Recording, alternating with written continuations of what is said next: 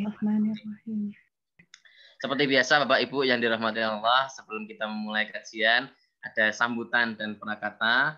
Alhamdulillah malam hari ini dapat berkenan hadir Pak Gita, maka kami persilahkan Pak Gita dan Pranata untuk memberikan sambutan dan prakatanya. Assalamualaikum warahmatullahi wabarakatuh. Waalaikumsalam warahmatullahi wabarakatuh. Bismillahirrahmanirrahim. Alhamdulillahirabbil alamin. Asyhadu an la ilaha illallah wa asyhadu anna Muhammadan abduhu wa rasuluhu la nabiyya ba'dah. Yang sama-sama kita hormati Dr. Dedi dari Siti Khadijah Sepanjang beserta rombongan, kayaknya ini banyak sekali dari Sepanjang yang ikut bergabung di acara malam hari ini.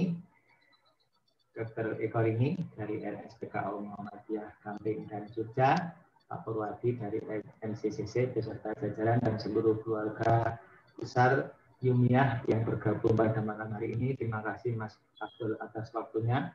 Dr. Deti, ini acara Muhammadiyah with You yang ke-184 hari non-stop, tidak pernah ada berhentinya.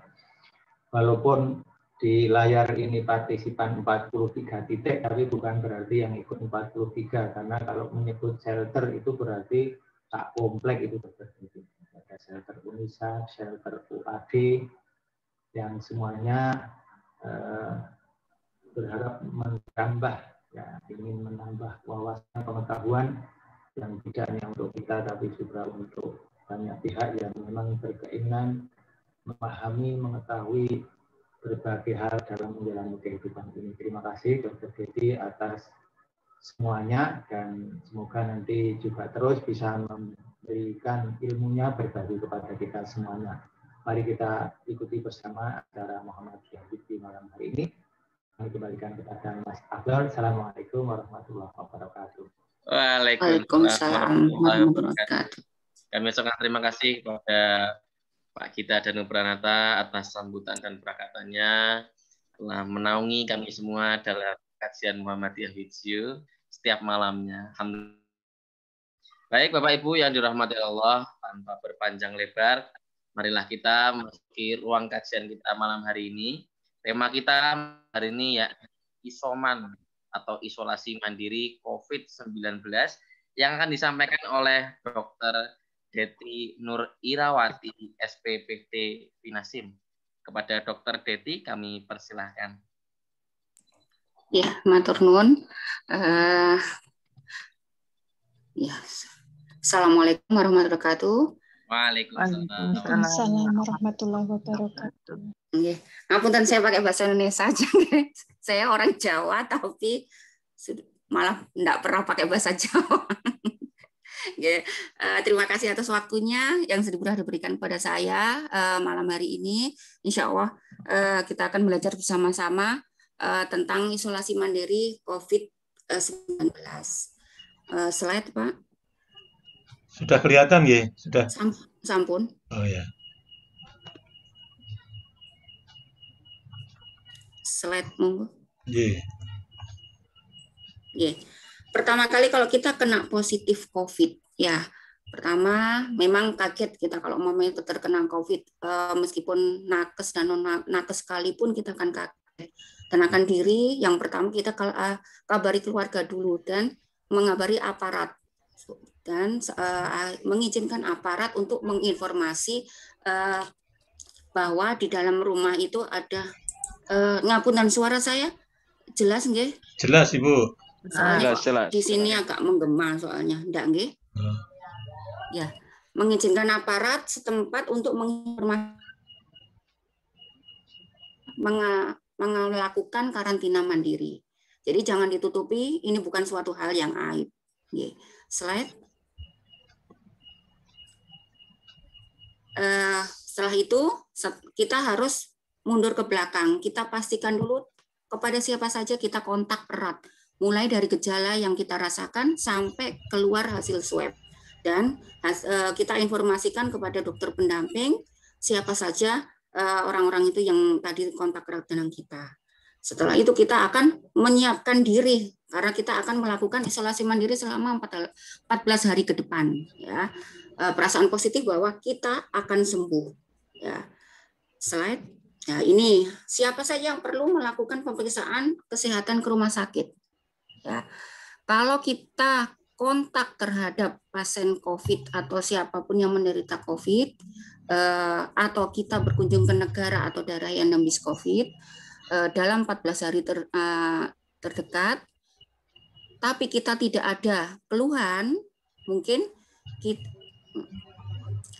kita langsung melakukan karantina saja dalam 14 hari ke depan. Itu kalau kita kontak. Tapi kalau kita tidak pernah kontak, kemudian juga tidak ada keluhan, kita tidak usah khawatir, hanya meningkatkan kesehatan imun kita saja. Itu. Yang kalau umpamanya tidak kontak tetapi ada keluhan itu bisa demam yang lebih dari 38 derajat, pilek, batuk ataupun sesak nafas, itu kita bisa datang ke rumah sakit rujukan COVID. Kita kembali ke kalau umpamanya kontak tadi, sudah kontak dan mengalami gejala, berarti otomatis kita harus datang ke rumah sakit rujukan. Jadi pertama yang harus kita lakukan, kapan kita kontak, kapan kita kunjungan, itu, dan kalau ada keluhan, baru kita melakukan rujukan. Tapi kalau kontak tapi tanpa keluhan, kita langsung melakukan karantina. Jika dalam 14 hari karantina itu kita mengalami demam, pilek, batuk, sesak nafas, kita boleh juga mengunjungi rumah sakit rujukan COVID. Ya. Jadi yang intinya kita kontak atau tidak terhadap pasien COVID. Slide. Ya, ini keperluan standar yang untuk kita mulai untuk isolasi mandiri. Jelas perlengkapan pribadi, perlengkapan ibadah, obat-obatan pribadi, dan perlengkapan lainnya yang kita anggap perlu. Ya, dan yang ini mungkin sekarang di daerah-daerah atau di komplek-komplek perumahan juga sudah bukan aib ya. Semua juga sekarang bisa banyak yang melakukan isolasi mandiri. Jadi tidak apa-apa untuk kita memasang tulisan atau pengumuman di tempat yang bisa mudah terlihat, supaya orang-orang di sekitar juga aware bahwa ada orang yang isolasi mandiri di dalam rumah tersebut. Slide. Nih, meskipun kita isoman, tetap kita harus melakukan 5M, mencuci tangan dengan sabun, memakai masker dengan benar, menjaga jarak dengan anggota keluarga. Ini untuk kalau umpamanya kita tidak memungkinkan untuk isolasi mandiri dalam rumah ya, sebisa mungkin jarak dengan keluarga yang lain minimal 1,5 sampai 2 meter.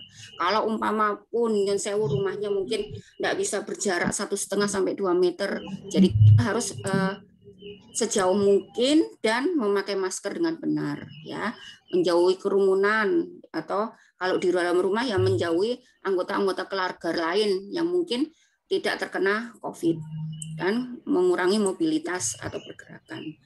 Jadi tetap tinggal di dalam rumah. Kalau tidak terpaksa sekali, tidak perlu keluar rumah. Maka dari itu kalau kita sudah siap isoman, tadi perlengkapan pribadi harus sudah kita siapkan sebelum melakukan isoman.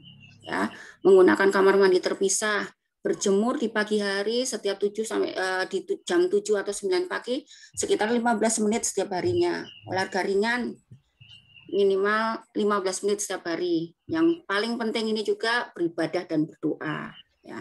Dan melakukan hobi yang kita senangi, sehingga kalau umpamanya kita nggak melakukan hobi, nggak ngapa-ngapain dalam isoman, tapi akan terasa berat sekali 14 hari ke depan itu ya. Nanti malah bikin stres kalau menghitung hari jadinya ya. Jadi lakukan hobi, ada yang mau menjahit atau memasak atau apapun hobi itu dilakukan pada isolasi mandiri yang tidak perlu keluar rumah tentunya. Slide. Nah, kita juga bikin jadwal supaya kita tahu program apa yang kita lakukan dalam 14 hari ke depan. Jadi ini jadwal-jadwal yang kita lakukan sehingga kita bisa terstruktur nanti selama 14 hari ke depan isolasi mandiri itu. Slide. Tadi saya sebut tentang olahraga, ya. Olahraga yang dilakukan pada masa isoman ini, olahraga latihan fisik yang intensitasnya sedang. Bagaimana sih parameter dari intensitas sedang itu? Jika kita olahraga kan ngos-ngosan ya, terengah-engah gitu. Itu tapi kita masih bisa berbicara meskipun dalam keadaan terengah-engah tadi. Ya, itu parameter intensitas sedang. Bisa dilakukan aerobik ataupun anaerobik, ya. Slide. Aerobik itu sendiri bisa yang dilakukan dalam rumah, bisa jalan cepat sekeliling rumah atau naik turun tangga 10-15 menit selama 2-3 kali per hari, ya. Senam aerobik itu sendiri atau loncat tali atau bisa juga sepeda statis atau treadmill. Apa sih fungsinya latihan aerobik? Latihan aerobik itu sebenarnya latihan kardiorespirasi. Jadi untuk kesehatan jantung kita, menurunkan atau melambatkan nadi sehingga kerja jantung akan menjadi maksimal. Selain itu juga melebarkan melebarkan pembuluh darah sehingga tekanan darah akan menurun. Selain itu juga bisa baik untuk yang pasien-pasien atau kita yang obesitas ataupun yang hiperkolesterol atau punya lemak tubuh, sehingga terjadi dengan olahraga itu akan terjadi pembakaran lemak. Ya, itu kalau untuk latihan aerobik. Latihan anaerobik itu apa saja yang bisa dilakukan? Bisa dengan apapun benda yang ada di rumah. Kalau bisa push up misalnya push up dengan dinding juga bisa, dengan sofa, meja atau apapun yang ada di rumah. Bisa push up, bisa squat atau lunges ini untuk kekuatan seperti contoh-contoh olahraga kekuatan kaki dan paha. Kalau crunches ini untuk kekuatan di perut. Itu yang latihan-latihan anaerobik. Ya, slide. Ini seperti yang tadi saya juga bilang, bahwa yang kita lakukan dalam olahraga di isoman ini, yang kita lakukan dengan intensitas sedang. Karena intensitas sedang ini, dari grafik ini melihat bahwa akan terjadi peningkatan imunitas, sehingga resiko ringan terhadap terkenanya suatu infeksi virus. Justru kalau kita melakukan dengan intensitas tinggi, di mana pada saat kita melakukan olahraga itu terengah-engah dan sulit untuk berbicara, itu berarti parameternya intensitas yang tinggi, itu malah imunitasnya nanti malah menurun, sehingga resiko terhadap terkenanya infeksi virus malah tinggi. Jadi pilihan olahraga pun tidak bisa asal olahraga, tapi kita pilih dengan intensitas yang sedang. Ya, tapi tanpa olahraga pun kurang gerak juga akan menurunkan imunitas. Jadi ya di sini yang sedang-sedang saja ya dalam olahraga. Slide. Selain itu, selain tadi semuanya saya sebutkan, kita juga harus pola makannya teratur, tidurnya cukup 7-8 jam sehari. Banyak makan sayur, buah, minum vitamin, banyak minum air putih, dan yang paling penting juga tadi kita membuat jadwal untuk kegiatan kita juga membuat kayak slide, nah ini kayak catatan yang berisi tentang suhu badan, kemudian ini kurang ini saturasi oksigen, kemudian keluhan supaya kita nanti bisa tahu progres kita selama isoman itu. Ya, karena tadi kan slide yang di awal saya sebutkan bahwa kalau kita ada tambahan gejala dengan demam yang lebih dari 39, kemudian ada sesak, ada batuk pilek, kita bisa ke fasilitas kesehatan yang terdekat. Slide. Nah, ini tadi yang saya sebut salah satunya saturasi ya. selain pengukuran suhu, saturasi oksigen. Jadi nanti untuk meriksa keadaan oksigen dalam tubuh dengan melakukan penjepitan di jari ya, di ujung jari. Ini untuk apa sih? Untuk mencegah apa yang disebut happy hypoxia. Happy hypoxia itu keadaan di mana kadar oksigen dalam tubuh kita rendah, tapi kita tidak terasa apa-apa. Kita tidak terasa sesak ataupun rasa tidak enak dalam dada. Jadi penting untuk mengukur oximeter juga, mengukur saturasi selain suhu tadi. Slide. Tadi sudah melakukan hobi, sudah persiapan perlengkapan, olahraga, kita juga bisa menambah dengan berkomunikasi keluarga lain, bisa online ataupun offline. Tapi seperti tadi bahwa offline juga kita harus mentaati prokes. Ada minimal jarak antara kalau kita ingin offline komunikasi dengan anggota keluarga. Ini untuk yang ke bawah ini untuk kalau terpaksa serumah dengan keluarga yang tidak menderita COVID, jadi mencuci alat makan sendiri, mencuci baju sendiri, dan yang mencuci baru dan yang paling penting juga membuka jendela ya untuk memperhatikan ventilasi udara dan cahaya di dalam kamar. Slide. Nih, apa yang tidak boleh dilakukan pada isolasi mandiri? Jelas kalau merujuk pada prokes tadi, kalau bersama-sama anggota keluarga lain dengan jarak di bawah 1 meter, kemudian kita membuka masker, pasti itu tidak dibolehkan. Jadi makan bersama, berkumpul bersama, yang ini yang kadang-kadang kita lupa menggunakan perangkat atau gadget yang bergantian. Misalnya kayak remote TV ya, remote TV, atau handphone juga. Jadi habis pegang remote TV kadang ya dipegang juga oleh anggota keluarga lain. Jadi itu bisa menyebabkan yang disebut transmisi lokal.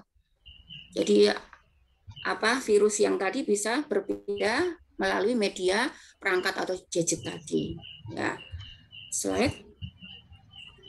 Ini tadi saya sebutkan juga hati-hati kalau kita merasa ini gunanya tadi kita mencatat ya, mencatat apa yang kita rasakan selama isolasi mandiri. Kalau suhu di atas 39, saturasi di bawah atau sama dengan 95, batuk berdarah, sesak nafas atau nyeri dada atau rasa tertekan pada dada, ini kita harus hati-hati, hubungi fasilitas kesehatan yang terdekat ya. Karena mungkin bisa terjadi epihipoksia yang tadi saya katakan. Slide. Ini contoh gejala-gejala yang biasanya terjadi.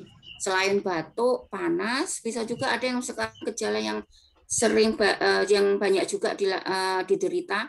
Ini kehilangan indera perasa dan penciuman. Ya, jadi tidak bisa mencium apa waktu masak. Kok kayaknya nggak bisa membau apapun toh. Sampai yang bau yang menyengat pun, misalnya kopi atau apa gitu tidak bisa membau ya, atau bisa juga kelelahan fisik, jadi seperti kayak lemes yang tidak bisa dijelaskan, nggak habis nguli atau nggak habis kerja keras atau nggak habis baksos, itu rasanya lemes sekali, bisa kadang-kadang kita harus aware. Jadi juga kelelahan mental atau kadang-kadang seperti kebingungan. Ada beberapa pasien yang keluhannya seperti itu. Sakit perut, bisa sampai diare, atau kehilangan nafsu makan, atau mata merah. Ini gejala yang sebelah ini gejala yang baru, yang kadang-kadang banyak kebingungan, ruam kulit juga, kehilangan selera makan yang seperti saya sebut tadi. Slide. Setelah kita melakukan isolasi mandiri, apa batasannya nanti kalau umpamanya tadi kan udah swab-nya positif, kapan kita harus swab ulang? Sebenarnya kalau umpamanya kita tidak ada gejala klinis, swab positif tanpa gejala klinis, itu setelah 10 hari isolasi mandiri tidak wajib untuk swab, kecuali pada kantor-kantor ya yang atau perusahaan-perusahaan yang menginginkan karyawannya harus ada hasil swab negatif. Itu yang kadang sulit ya, minta harus ada swab negatif. Tapi sebenarnya tanpa gejala klinis setelah 10 hari isolasi mandiri sudah cukup, dia sudah tidak bisa tidak menularkan lagi. Kemudian kalau pasien dengan gejala klinis ringan dan sedang, setelah isolasi 10 hari mandiri ditambah 3 hari setelah bebas gejala klinis, itu bisa dilakukan swab ulang. Slide. Ini kriteria lepas isolasi. Jadi kalau sudah lulus isoman itu kapan sih? Ada batasannya kan untuk isoman. Jika kita tanpa gejala atau orang sebut OTG ya, orang tanpa gejala itu 10 hari, durasi isolasi 10 hari tanpa gejala selesai.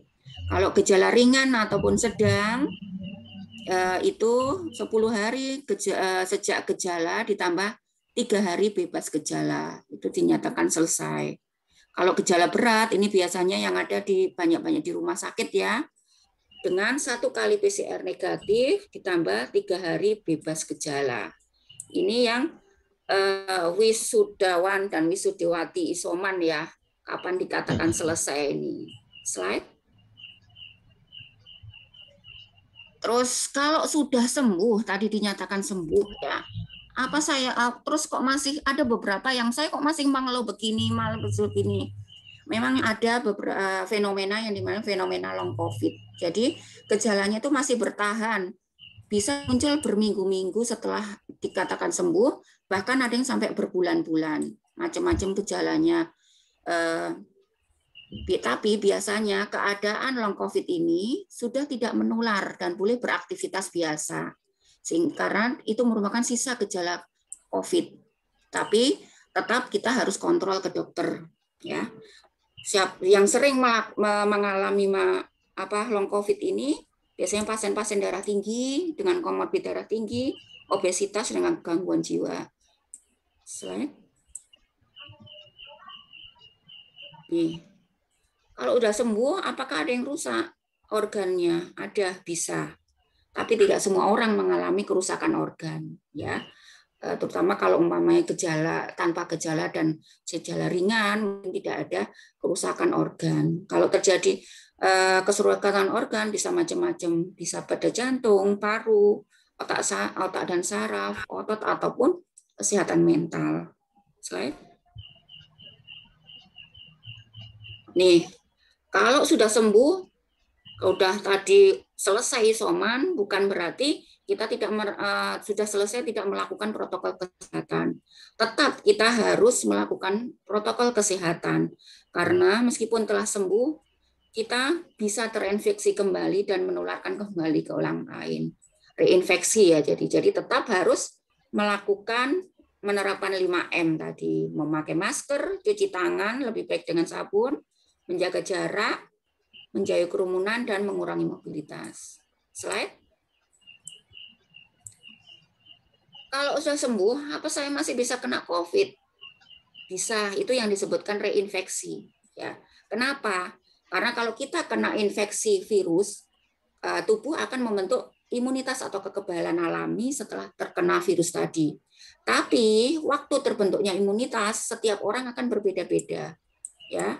Ada yang beberapa minggu, ada yang bisa beberapa bulan, sehingga pada fase belum terbentuknya imunitas atau kekebalan tadi, nah itu bisa tertular oleh orang lain lagi, terutama orang-orang yang OTG atau orang yang nggak merasa bahwa dirinya terkena COVID, jadi dia bisa reinfeksi lagi. Slide. Ya, ini kalau kita udah selesai isoman, pastikan semua barang dalam keadaan bersih. Kalau bisa disteril, semprot dan dengan desinfektan. Kosongkan rumah sementara, tapi kita tetap tegakkan protokol kesehatan. Ya. Slide.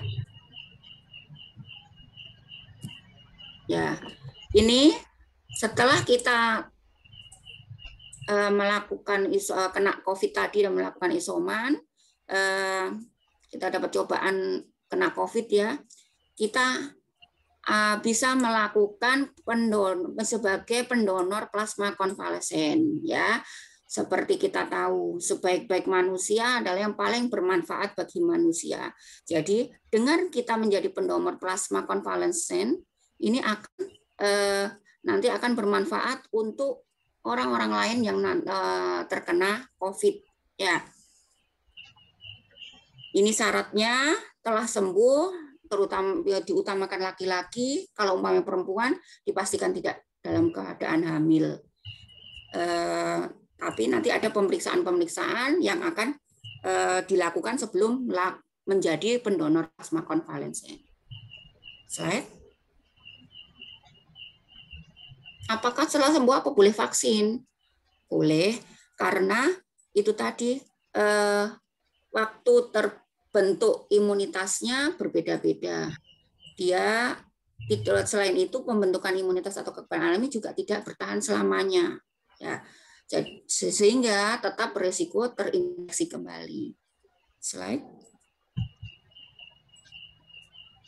Ini kesehatan adalah dasar dari semua nikmat Tuhan. Yang tanpanya semua nikmat menjadi kurang utuh. Sehingga perihal kesehatan Anda karena ia akan mewadahi umur panjang Anda, ya kan? Kalau kita punya segalanya, punya materi atau punya waktu apapun, tapi kita tidak sehat, terasa nikmat kita akan menjadi kurang. Meskipun kita tetap harus bersyukur apapun yang kita dapat, ya. Jadi terkena COVID pun kita juga harus bersyukur karena kita nanti juga akan bisa menjadi pendonor konvalesen, bisa bermanfaat untuk yang lainnya. Slide. Terima kasih. Ini yang bisa saya sampaikan. Stay healthy, stay aware, stay happy. Ya, tetap sehat, tetap aware ini mungkin lebih waras ya, waras dalam keadaan kesehatan mental dan tetap bahagia. Ya. Wassalamualaikum warahmatullahi wabarakatuh. Waalaikumsalam warahmatullahi wabarakatuh. Kami ucapkan terima kasih kepada Ibu Dr. Devi Irawati atas sharing-sharingnya, pemberian materi malam hari ini. Tentunya memberikan kita hikmah serta pengalaman-pengalaman baru yang bisa kita ambil hikmahnya bersama-sama. Baik, Bapak Ibu, berikutnya jika ada pertanyaan bisa langsung dituliskan di kolom chat atau nanti kita akan buka pertanyaan secara langsung. Baik, Ibu Dokter, ini sudah ada pertanyaan melalui kolom chat. Saya bacakan, J. Yang pertama, bagaimana dengan ibu positif punya bayi 2 bulan, yang bayi itu negatif? Apa boleh menyusui bayinya? Nah, mohon penjelasannya, Dokter. Langsung dijawab, betul? Langsung aja.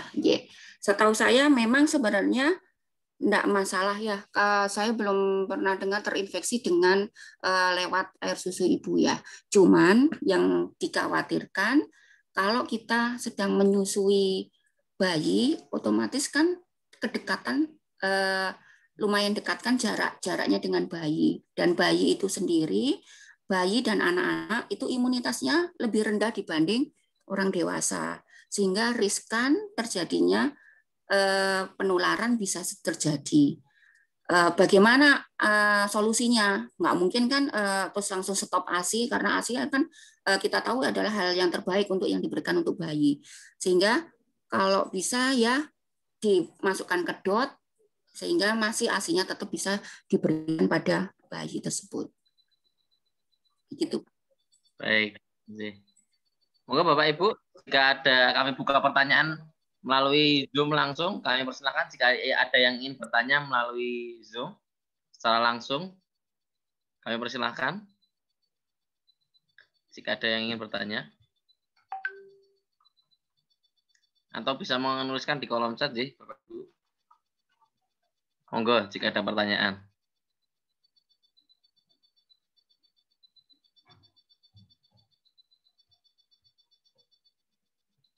Oh iya, ini ada pertanyaan Bu Dokter. Nah, tadi mengenai kerusakan organ dalam. Nah, tentunya apakah kerusakan yang diakibatkan ini akan terjadi selamanya atau dalam artian sampai sepanjang hayat, sampai tidak ada, sampai kita tuh meninggal, begitu dokter? Apakah seperti itu atau bisa sembuh kerusakan ini, dokter? Matur nuwun. Ada organ-organ di dalam tubuh kita yang bisa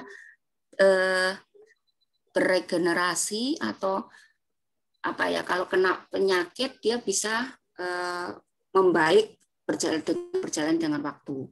Ada organ yang kalau sudah kena penyakit dia tidak bisa beregenerasi lagi. Contohnya yang tidak bisa beregenerasi bisa dari otak, kemudian ginjal, liver itu tidak bisa regenerasi lagi, sehingga tergantung dampaknya kemana ya. Tapi kalau untuk paru sebenarnya bisa beregenerasi, cuman COVID ini lebih banyak mengenai berdampak pada paru-paru, sehingga sequel atau bahasa awamnya apa ya, atau gejala sisa di dalam paru-paru itu bisa masih tetap akan ada sampai nanti, tergantung derajat luka yang diderita pada organ tersebut. Itu mungkin yang bisa saya jawab. Siap, baik dokter. Berikutnya, ini sudah Ibu atau Bapak Sarini SPD yang sudah mengangkat tangan. Jika ingin bertanya secara langsung, ayo persilakan Bapak atau Ibu.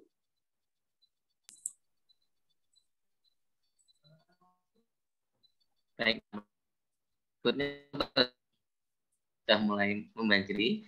Baik, dokter, apakah orang yang riwayat alergi berat ini boleh divaksinasi, dok? Alergi beratnya kalau alergi berat memang ada beberapa yang tidak boleh divaksin. Cuma alergi beratnya itu definisi beratnya itu seperti apa? Kalau umpamanya beratnya tidak sampai kayak deket nyawa ya, sampai umpamanya ada kan yang alergi itu sampai bikin sesak, nggak bisa nafas, itu mungkin itu yang paling berat dalam alergi menurut saya. Itu mungkin tidak boleh untuk divaksin, sementara tidak boleh. Tapi kalau umpamanya alergi beratnya, mungkin definisi berat orang kan berbeda-beda. Kalau secara medis saya ke arah alat nafas ya, ke organ nafas. Mungkin ada yang bilang gatal-gatal yang parah itu didefinisikan berat, mungkin nggak masih bisa. Jadi tergantung beratnya itu seperti apa. Kalau mengganggu pernafasan, ya lebih baik tidak vaksin. Tapi kalau enggak, menurut saya boleh vaksin. Kalau takut, sebelum vaksin minum obat alergi, dan sesudah vaksin boleh juga minum obat alergi untuk pencegahan. Baik, berarti memungkinkan ketika divaksin atau setelah divaksin itu muncul alergi ya, dok ya? Biasanya memang sesudah divaksin. Cuma kita mencegah dengan obat sebelumnya dan kita perkuat dengan sesudah vaksin. Oh, iya. Oke. Baik, berikutnya dokter, ini cukup menarik. Bagaimana mengetahui seseorang ini OTG atau orang yang tanpa gejala ini, bagaimana cara kita mengenalinya? Sulit.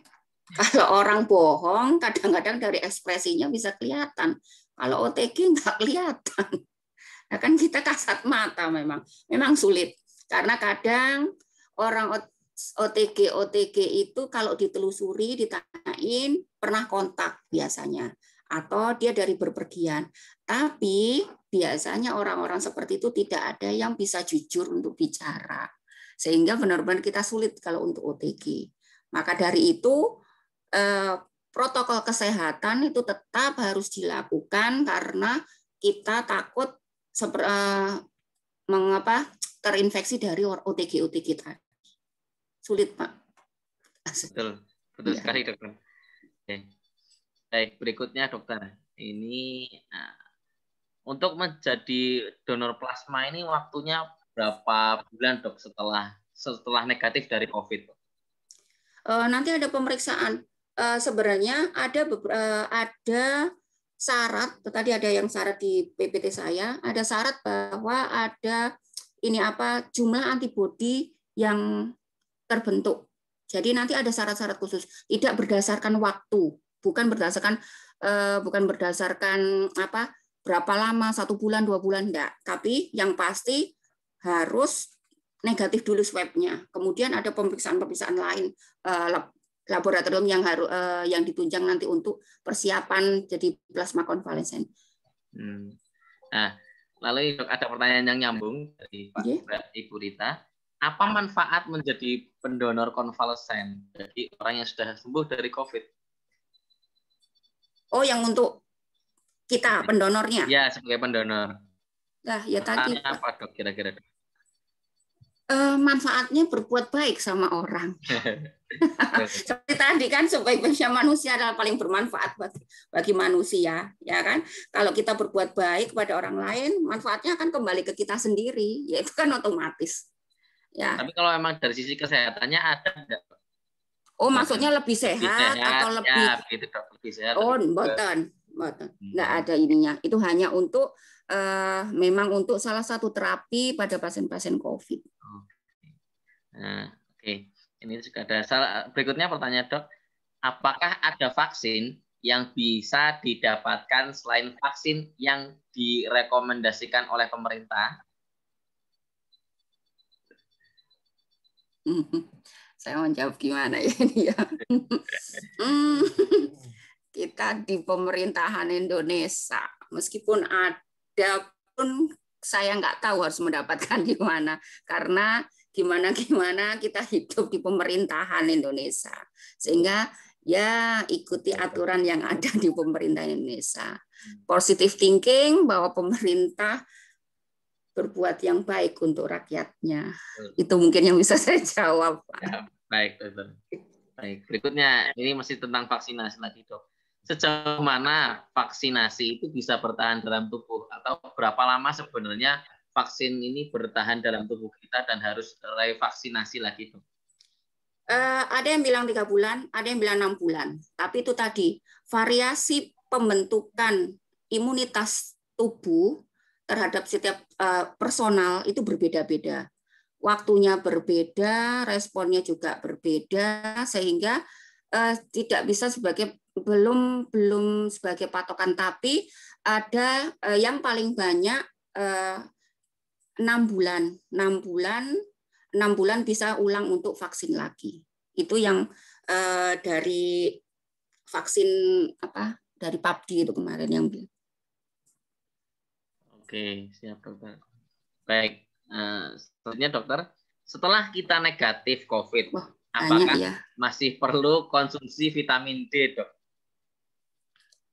Oke, gini, kalau untuk kita sudah vitamin D ataupun vitamin E itu kan sebenarnya untuk ini ya, untuk vitamin untuk penata laksanaan pada COVID ya. Kalau kita untuk hanya meningkatkan imunitas bukan dalam keadaan COVID, saya lebih prefer ke vitamin yang full yang tinggi, vitamin C dan zinc yang mengandung zinc. Itu mungkin lebih bagus untuk meningkatkan imunitas. Oke, siap dokter. Ya.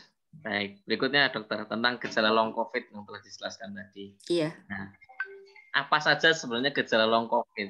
Nah, lalu kapan itu timbulnya, dok? Apakah itu akan berjalan secara lama? Dan apakah semua orang itu bisa mengalami gejala long COVID, dok?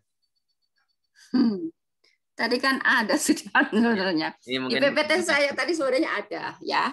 Long COVID tidak semuanya mengalami long COVID.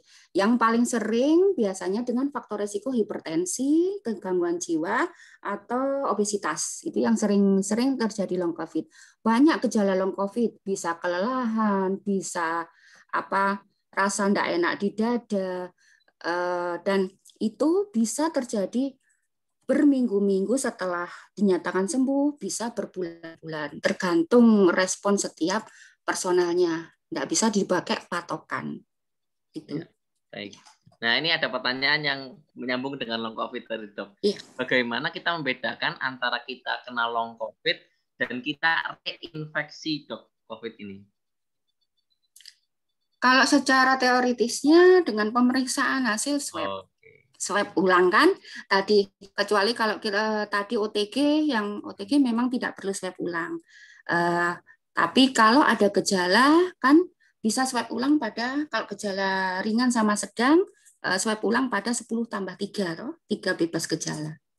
Jadi swab ulang. Kalau umpamanya swab ulangnya negatif, insya Allah berarti itu long COVID, bukan reinfeksi. Oke, baik. Nah, dokter, ini pertanyaan yang mungkin agak panjang. Apakah benar kita bisa mengetahui antibodi kita sudah terbentuk atau belum dengan melalui rapid antibody?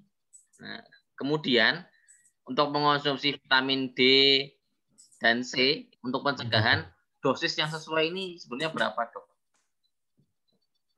Untuk pencegahan vitamin D? Untuk pencegahan dari COVID, Dok. Kalau vitamin D, vitamin E tidak ada, bukan untuk pencegahan.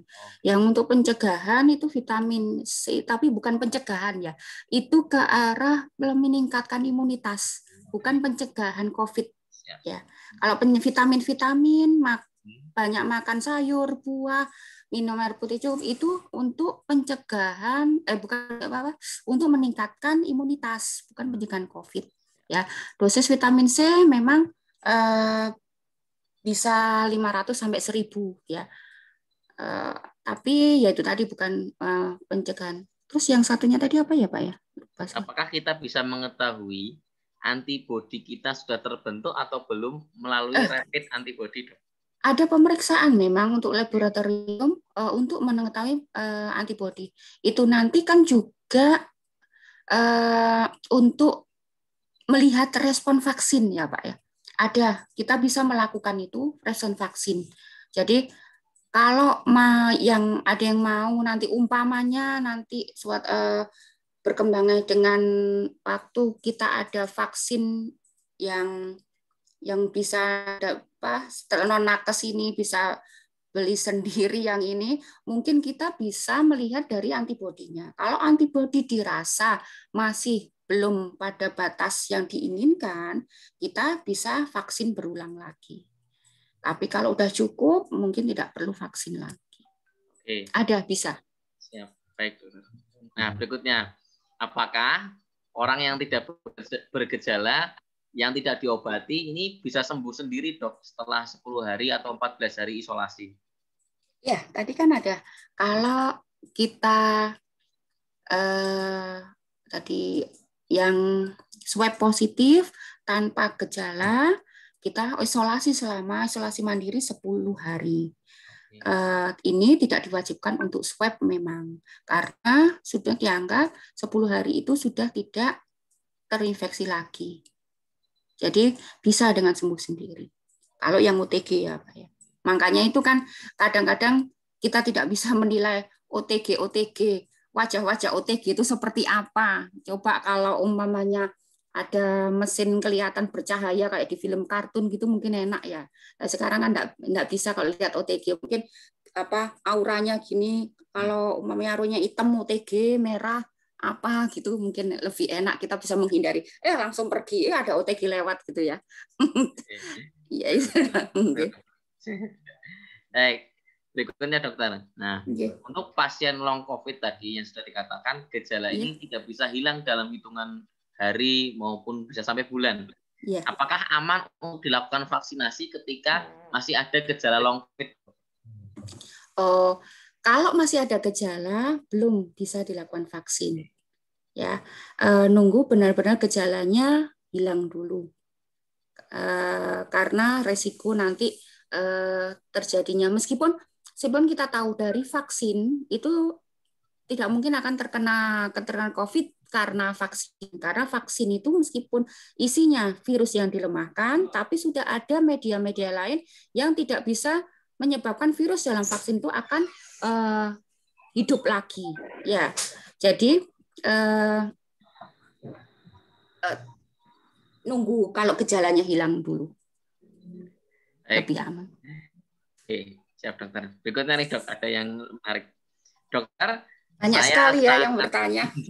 Saya sangat fobia dengan jarum, sehingga vaksinasi membuat fobia saya semakin memuncak. Apakah saya bisa direkomendasikan untuk vaksinasi, Dok? Bisa, kan takut masih bisa pelan-pelan nanti pelan ya apa ya? Karena nggak ada vaksin yang diminum. Ya, jadi tergantung gini, tergantung pendekatannya pada ibu atau bapak tadi yang takut jarum ya. Niatnya mau vaksin, mau untuk mencegah virus membentuk kekebalan tubuh atau yang lainnya. Kalau umpamanya niat kita untuk sehat, untuk mencegah, insya Allah mungkin fobinya akan pelan-pelan.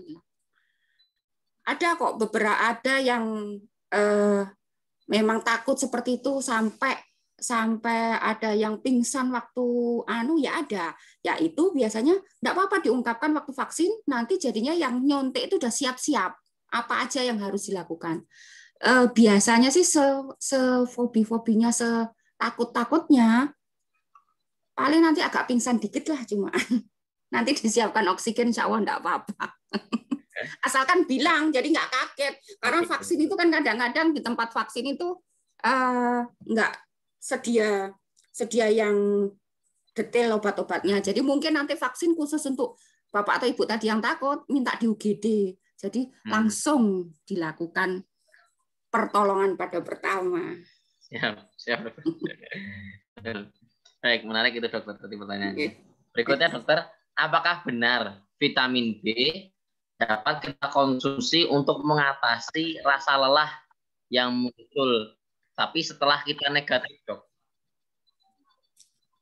Setahu saya, vitamin B, apapun itu B1, B2, B12, itu lebih ke arah neurotropik atau apa ya bahasa awamnya, kayak vitamin saraf lah, semacam vitamin saraf. Tapi untuk keluhan-keluhan saraf yang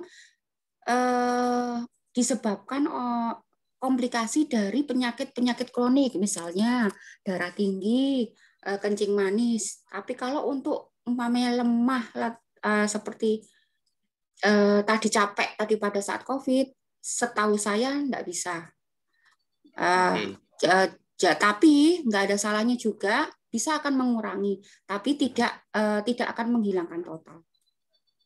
Oke, baik. Berikutnya dokter, apakah pasien dengan komorbid boleh divaksinasi, Dok? Saya pernah dirawat dengan penyakit jantung. Boleh, tergantung kondisi komorbid tersebut.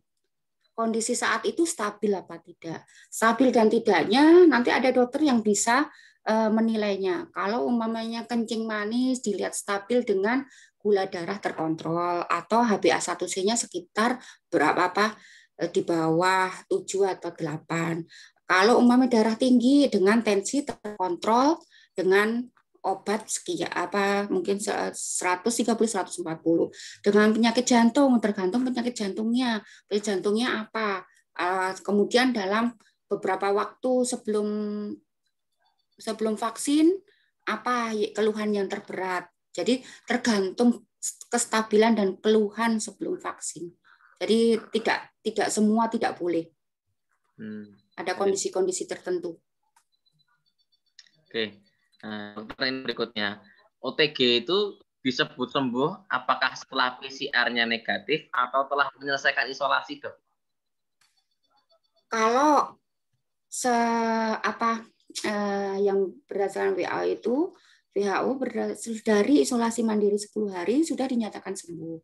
Tapi kadang-kadang pada karyawan di perusahaan atau di kantor-kantor nggak mau kalau tidak ada bukti dari PCR-nya. Jadi ya tergantung apa yang dibutuhkan. Kalau memangnya tidak perlu karyawan, sebenarnya 10 hari sudah dinyatakan sembuh. Oke, siap. Baik, dokter. Berikutnya kami persilakan Bapak Heru. Ini mungkin dari tadi sudah mengangkat tangan. Apakah ingin bertanya Bapak Heru? Tidak, maaf Mas, tidak jadi, sudah terjawab tadi. Ya, matur nuwun ngapunten. Baik, ini ada pertanyaan, Dok. Kira-kira, Dok, sebagai warga Muhammadiyah, bagaimana sikap kita menghadapi pandemi COVID, Dok? Dari sisi jenengan sebagai dokter, Dok, kira-kira bagaimana?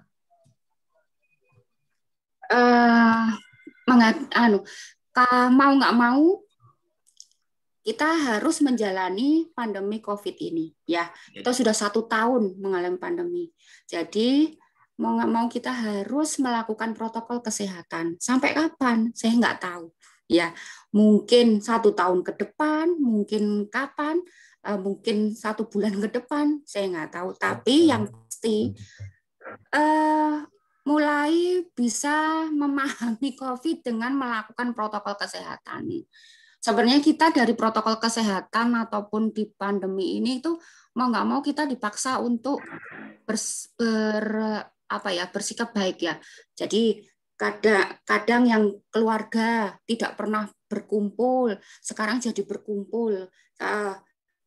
Hindari perkumpulan, kerumunan, tapi kalau di dalam keluarga sendiri itu akan lebih baik, ya. Jadi waktu dengan keluarga lebih bagus. Kemudian cuci tangan, semua sebelumnya sekarang cuci tangan dengan sabun dengan baik. Kita jadi menjaga kebersihan. Makan minuman sehat, banyak minum vitamin, menjaga kesehatan, olahraga. Akhirnya kita juga mau nggak mau sekarang melakukan hal-hal yang untuk menjaga kesehatan kita.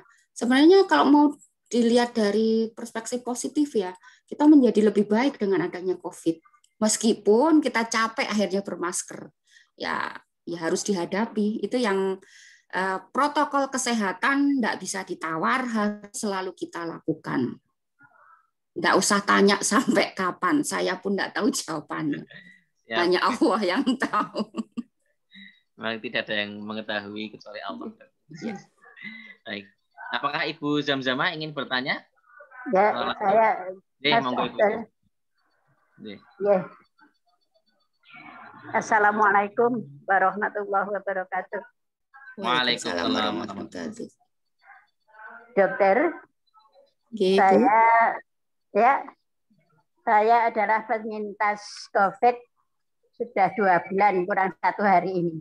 Dan tadi sudah banyak sebetulnya yang ingin saya tanyakan sudah terjawab dalam pertanyaan dari dokter tadi. Yang masih dan sampai sekarang alhamdulillah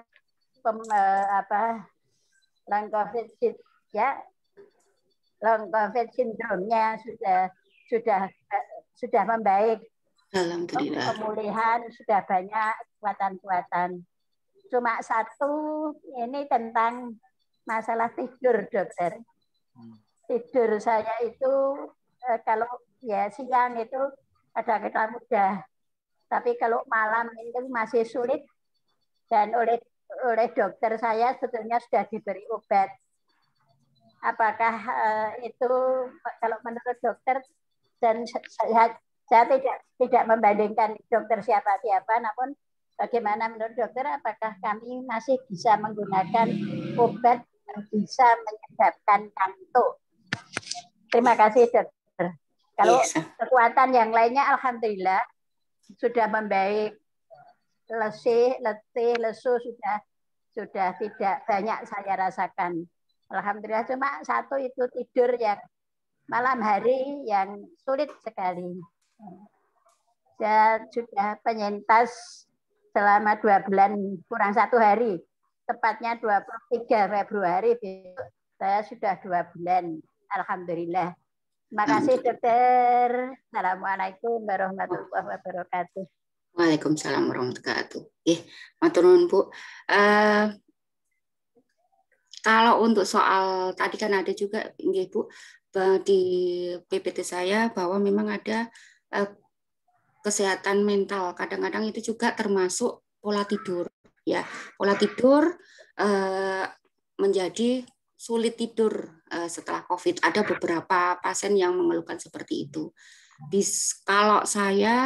Kalau memang tidak diperlukan sekali, saya lebih baik tidak menggunakan obat. Gimana caranya supaya ngantuk?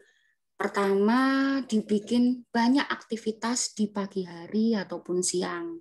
Kalau bisa juga pagi atau siang ataupun sore itu nggak usah dibikin tidur siang.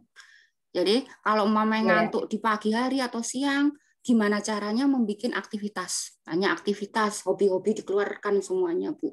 Mungkin menjahit, mungkin memasak, berkebun, segala macam ya, Bu. Ya bisa dilakukan. Jadi nanti kita akan capek dengan sendirinya sehingga bisa tertidur. Memang tidak gampang. Saya mungkin lebih gampang hanya bicara seperti itu.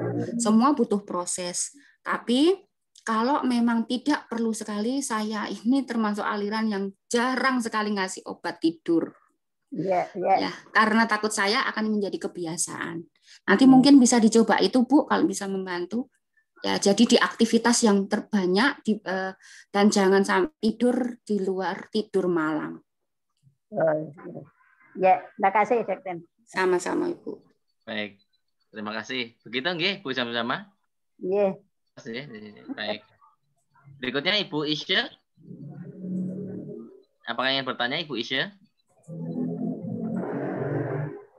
Baik, jika belum, kami bacakan lagi dok. Oh enggak. Mas, ya. Ibu. Ya, terima kasih Mas Abdul. Assalamualaikum warahmatullahi wabarakatuh. Waalaikumsalam. Ya, Dok, saya sudah dinyatakan negatif itu sebulan yang lalu, tepatnya tanggal 2 Februari. Nih, kami sekeluarga selesai melaksanakan isoman. Cuman ini saya sampai sekarang masih ada keluhan itu di otot, terutama pundak, punggung itu masih kaku, masih sakit-sakit. Dan itu tidak cukup dengan minum obat sendi itu tuh yang lamar itu.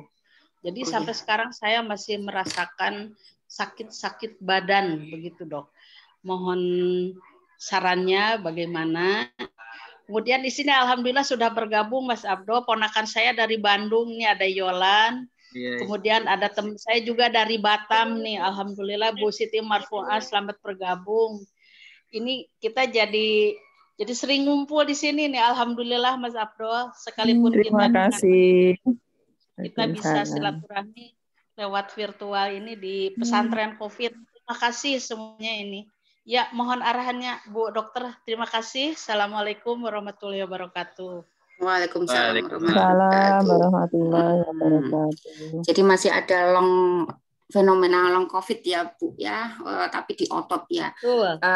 Memang kalau di otot selain dibantu obat-obatan tadi Flamar mungkin yang Ibu sebut itu anti nyeri ya. Tapi hati-hati dalam pemberian anti nyeri untuk nyensewu untuk Yuswo di atas 50 nih Bu, karena takutnya saya 62 Dok. Nggih, makanya hati-hati karena bisa menyebabkan iritasi lambung Bu yang ditakutkan. Jadi kalau penggunaan anti nyeri dalam fase panjang, dalam waktu yang panjang harus dikombin dengan obat-obat mah ya untuk mencegah iritasi lambung. Solusi apa lagi selain untuk obat-obatan? Memang saat ini kalau untuk nyeri otot, memang mau nggak mau melakukan dengan pengobatan anti nyeri. Bisa dibantu dengan umpamanya tadi otot di kaki ya Bu ya? Bahu, kalau saya bahu. Oh di bahu. Itu. Nah, dilakukan kayak senam-senam kecil yang dikonsentrasikan di bahu. Itu sehari bisa dua kali gitu, sekitar 10 sampai 15 menitan. Jadi dengan olahraga yang konsentrasi di bahu tapi tidak terlalu berlebihan, mengingat kondisi Ibu juga. Itu mungkin yang bisa saya bantu juga Bu. Ya, terima kasih Bu Dokter. Sama-sama. Ya. Terima kasih Ibu Isya. Baik, Dokter, ini ada pertanyaan menarik Dok. Setelah selesai isolasi nanti, ketika kita selesai kan keluar rumah gitu, maksudnya dalam artian keluar kamar. Nah, apakah bekas kamar yang kita tinggali selama isolasi ini masih ada virusnya? Iya, ditakutkan memang masih ada. Makanya tadi di slide saya, apa yang kita lakukan setelah kita selesai isoman. kita bersihkan rumahnya, kemudian kalau bisa memungkinkan disteril, kalau tidak disemprot desinfektan. Kemudian dikosongkan dulu rumahnya 1-2 hari. Ya. Setelah itu baru bisa ditempatin. Membersihkan rumah itu tidak hanya yang besar-besar, juga yang tadi bisa menyebabkan transmisi lokal, kayak hal-hal yang kecil-kecil seperti apa tadi, kayak apa namanya itu tadi, remote TV, remote AC segala macam, itu kalau perlu disemprot semua dulu. Dan baju-baju ataupun sudah dicuci bersih semuanya. Jadi harus disiapkan dulu, tidak langsung ditempati yang non-COVID. Ya. Baik dokter. Nah, ini ada Ibu Astri yang sepertinya menderita ini dok, ada long COVID. Nah, semisal beliau ini tidak obesitas, hipertensi dan lain-lain, tapi setelah beraktivitas terkadang muncul rasa lelah pada bagian dada, terus ada nyeri dok. Apakah itu masih bagian dari ada kerusakan di organ tubuhnya dok? Saya bicara long COVID itu bukan berarti ada kerusakan dalam tubuh. Ya, tadi memang bisa berdampak, ada yang berdampak tadi, tapi tidak semua berdampak pada organ. Tapi kalau long COVID fenomena itu hanya gejala saja, jadi bukan dampak kerusakan tubuh. Beda ya Pak ya. Jadi seperti gejala sisa dari COVID itu tadi. Terus tadi pertanyaannya? Ya, baik, pertanyaannya berikutnya dok. Ini enggak, itu tadi sudah cukup nih yang itu tadi. Iya. Oh ya. Oke. Baik, berikutnya dokter. Nah ini tadi tentang ASI tadi dok, yang ibu memberikan ASI yang ibunya positif, anaknya negatif. Nah, apakah memberikan ASI yang ini melalui pumping atau obat-obatnya ya? Ya, atau apakah tidak ada efek samping dari obat-obatan itu dok? Ya, bisa, obat-obatan itu bisa berefek pada bayi lewat ASI. Maka dari itu biasanya minimal kalau mau pumping 1 jam setelah minum obat. Diharapkan kalau setelah 1 jam obatnya sudah tidak kelewat ASI lagi, mungkin udah dieskresi ke organ-organ yang membutuhkan. Jadi minimal 1 jam setelah minum obat. Baik, siap dokter. Ya. Nah, berikutnya dokter. Nah, ini cukup menarik. Beberapa teman saya setelah divaksinasi ternyata reaksinya tidak sama, namun rata-rata mengantuk dan agak pusing. Nah, pertanyaan saya, apakah vaksin COVID-19 yang halal ini tidak ada dampak terhadap penurunan intelijensia kita ke depannya, dok? Karena ada isu-isu seperti itu, dok.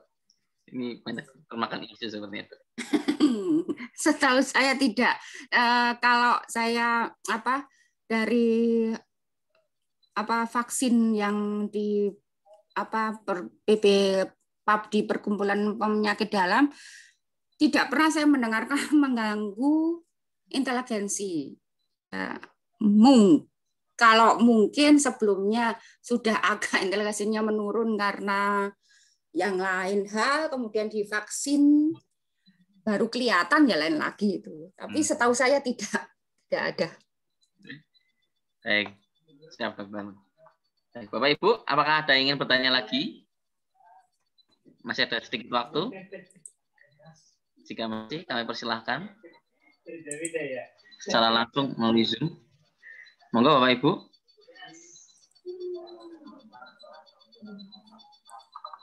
Baik, jika tidak ada, alhamdulillahirrahmanirrahim. Kami ucapkan terima kasih kepada Dr. Devi Nur Irawan. Sama-sama. Termasuk dalam menjawab pertanyaan-pertanyaan yang sangat banyak sekali ini, Dok. Terima kasih sudah mau melayani pertanyaan-pertanyaan dari para peserta kita malam hari ini. Tentunya pastinya ada pelajaran-pelajaran baru, ada pengetahuan-pengetahuan baru yang kita dapat sehingga kita bisa mengambil hikmahnya untuk kehidupan kita di berikutnya, di hari berikutnya, dan seterusnya. Semoga materi yang disampaikan oleh Dr. Betty ini bisa bermanfaat untuk kita semua, Bapak Ibu, bisa diterapkan untuk kehidupan kita, dan tidak hanya untuk diri kita, namun untuk masyarakat di sekitar kita. Amin, amin, ya rabbal alamin. Baik, kami ucapkan juga terima kasih kepada seluruh peserta kajian Muhammadiyah Widju malam hari ini yang telah bergabung dari awal hingga akhir dan telah mengikuti dengan hikmat. Kami ucapkan terima kasih. Marilah kita akhiri kajian kita malam hari ini dengan mengucap hamdalah secara bersama-sama. Alhamdulillah. Ini nanti ada yang minta